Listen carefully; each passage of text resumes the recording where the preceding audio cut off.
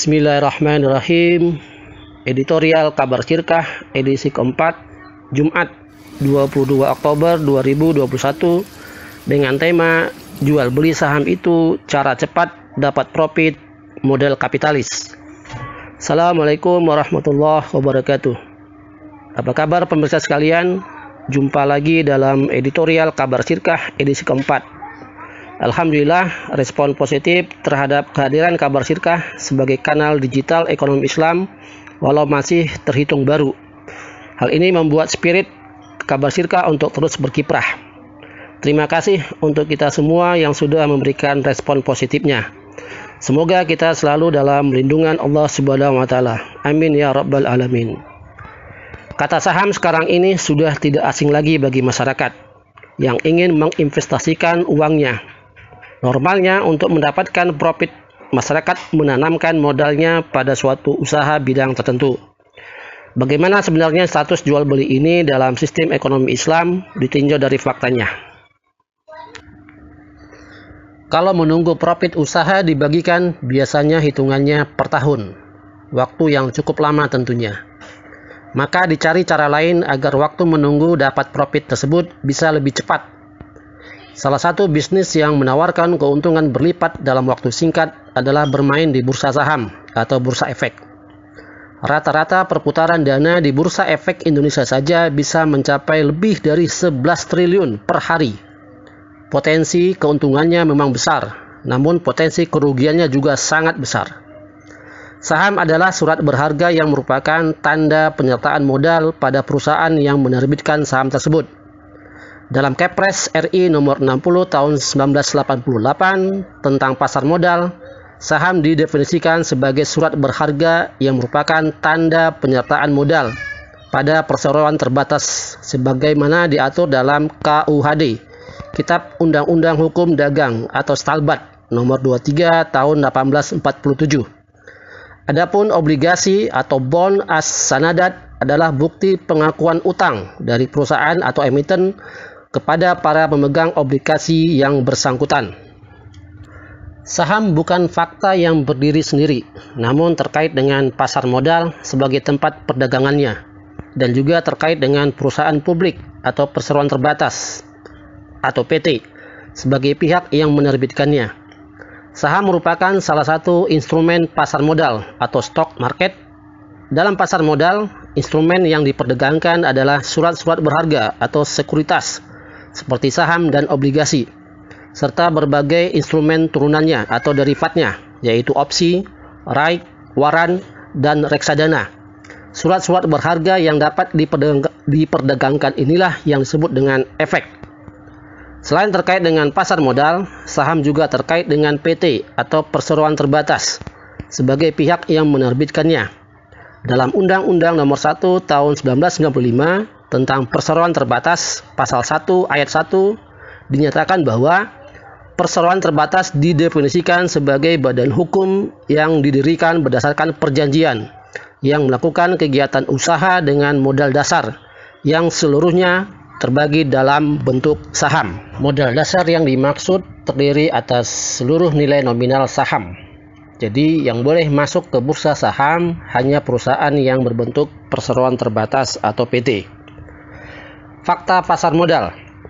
Pasar modal adalah sebuah tempat modal diperdagangkan antara pihak yang memiliki kelebihan modal, pihak investor, dan orang yang membutuhkan modal atau pihak user atau emiten untuk mengembangkan investasinya. Dalam Undang-Undang Pasar Modal Nomor 8 Tahun 1995, pasar modal didefinisikan sebagai kegiatan yang bersangkutan dengan penawaran umum dan perdagangan efek perusahaan publik yang berkaitan dengan efek yang diterbitkannya, serta lembaga dan profesi yang berkaitan dengan efek.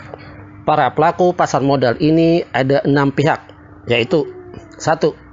Emiten, yaitu badan usaha perseroan terbatas yang menerbitkan saham untuk menambah modal atau menerbitkan obligasi untuk mendapatkan utang dari para investor di bursa efek. Kedua, perantara emisi yang meliputi 3 pihak. A. Penjamin emisi atau underwriter, yaitu perusahaan perantara yang menjamin emisi penjualannya. Dalam arti, jika saham atau obligasi belum laku, penjamin emisi wajib membeli agar kebutuhan dana yang diperlukan emiten terpenuhi sesuai rencana. B. Akuntan publik, yaitu pihak yang berfungsi memeriksa kondisi keuangan emiten dan memberikan pendapat apakah laporan keuangan yang telah dikeluarkan oleh emiten wajar atau tidak. C. Perusahaan penilai atau apresial, yaitu perusahaan yang berfungsi untuk memberikan penilaian terhadap emiten apakah nilai aktiva emiten wajar atau tidak. 3. Badan Pelaksana Pasar Modal, yaitu badan yang mengatur dan mengawasi jalannya pasar modal, termasuk mencoret emiten atau delisting dari lantai bursa dan memberikan sanksi kepada pihak-pihak yang melanggar peraturan pasar modal. Di Indonesia, Badan Pelaksana Pasar Modal adalah BPPAM, Badan Pengawas dan Pelaksana Pasar Modal, yang merupakan lembaga pemerintah di bawah Menteri Keuangan. 4. Bursa Efek, yakni tempat diselenggarakannya kegiatan perdagangan efek pasar modal yang didirikan oleh suatu badan usaha. Di Indonesia terdapat 2 bursa efek, yaitu Bursa Efek Jakarta (BEC) yang dikelola oleh PT Bursa Efek Jakarta dan Bursa Efek Surabaya (BES) yang dikelola oleh PT Bursa Efek Surabaya. 5. Perantara perdagangan efek, yaitu maklar atau pialang atau broker dan komisioner yang hanya lewat kedua lembaga itulah efek dalam bursa boleh ditransaksikan. Maklar adalah perusahaan pialang atau broker yang melakukan pembelian dan penjualan efek untuk kepentingan orang lain dengan memperoleh imbalan. Adapun komisioner adalah pihak yang melakukan pembelian dan penjualan efek untuk kepentingan sendiri atau untuk kepentingan orang lain dengan memperoleh imbalan. 6. Investor, yaitu pihak yang menanamkan modalnya dalam bentuk efek di bursa efek dengan membeli atau menjual kembali efek tersebut. Dalam pasar modal, proses perdagangan efek, saham, dan obligasi terjadi melalui tahapan pasar perdana atau primary market. Kemudian pasar sekunder, secondary market. Pasar perdana adalah penjualan perdana saham dan obligasi oleh emiten kepada para investor yang terjadi pada saat IPO atau Initial Public Offering atau penawaran umum pertama. Kedua pihak yang saling memerlukan ini tidak bertemu secara fisik dalam bursa, tetapi melalui pihak perantara seperti dijelaskan di atas. Dari penjualan saham dan efek di pasar perdana inilah pihak emiten memperoleh dana yang dibutuhkan untuk mengembangkan usahanya. Adapun pasar sekunder adalah pasar yang terjadi sesaat atau setelah pasar perdana berakhir. Maksudnya setelah saham dan obligasi dibeli investor dari emiten. Investor tersebut lalu menjual kembali saham dan obligasi kepada investor lainnya, baik dengan tujuan mengambil untung dari kenaikan harga atau capital gain maupun untuk menghindari kerugian atau capital loss. Perdagangan di pasar sekunder inilah yang secara reguler terjadi di bursa efek setiap harinya. Lantas, bagaimana jual beli saham dalam pasar modal ini menurut Islam? Para ahli fikih kontemporer sepakat bahwa haram hukumnya memperdagangkan saham di pasar modal dari perusahaan yang bergerak di bidang usaha yang haram. Misalnya perusahaan yang bergerak di bidang produksi minuman keras atau miras, bisnis babi, dan apa saja yang terkait dengan babi, jasa keuangan konvensional seperti bank dan asuransi, industri hiburan seperti kasino, perjudian, prostitusi, dan sebagainya. Dalil yang mengharamkan jual beli saham perusahaan seperti ini adalah semua dalil yang mengharamkan segala aktivitas tersebut. Namun, jika saham yang diperdagangkan di pasar modal itu adalah dari perusahaan yang bergerak di bidang usaha yang halal, misalnya bidang produksi tekstil, transportasi, telekomunikasi, dan sebagainya, menanam saham dalam perusahaan seperti itu adalah boleh. Dalil yang menunjukkan kebolehannya adalah semua dalil yang menunjukkan bolehnya aktivitas tersebut. Tetapi ada ulama fuqaha yang mengharamkan jual beli saham walau dari perusahaan yang bidang usahanya halal. Alasannya adalah menyoroti bentuk badan usaha atau PT yang sesungguhnya tidak islami. Jadi sebelum melihat bidang usaha perusahaannya, seharusnya yang dilihat terlebih dahulu adalah bentuk badan usahanya. Apakah ia memenuhi syarat sebagai perusahaan islami atau syirkah Islamiyah atau tidak. Aspek inilah yang diabaikan oleh sebagian besar ahli fikih dan pakar ekonomi Islam saat ini. Terbukti mereka tidak menyinggung sama sekali aspek krusial ini.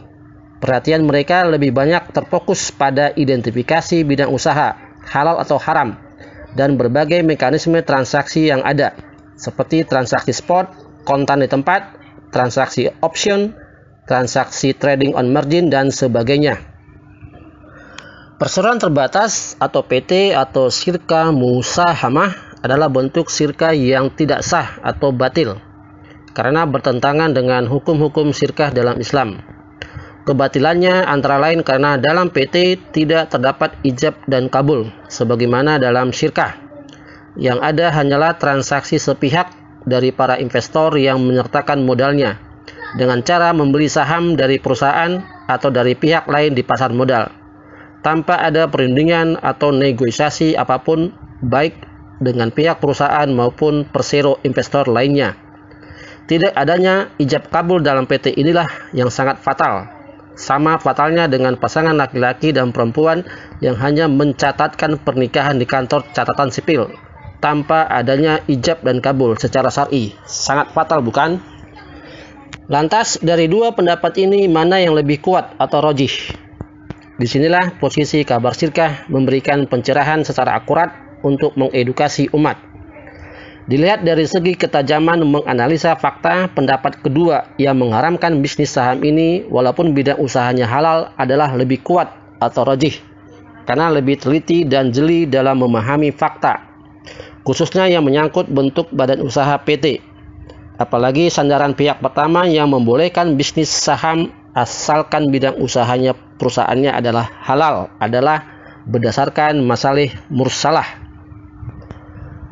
Masalih mursalah adalah sumber hukum yang lemah karena hujahnya tidak dilandaskan pada dalil yang qat'i.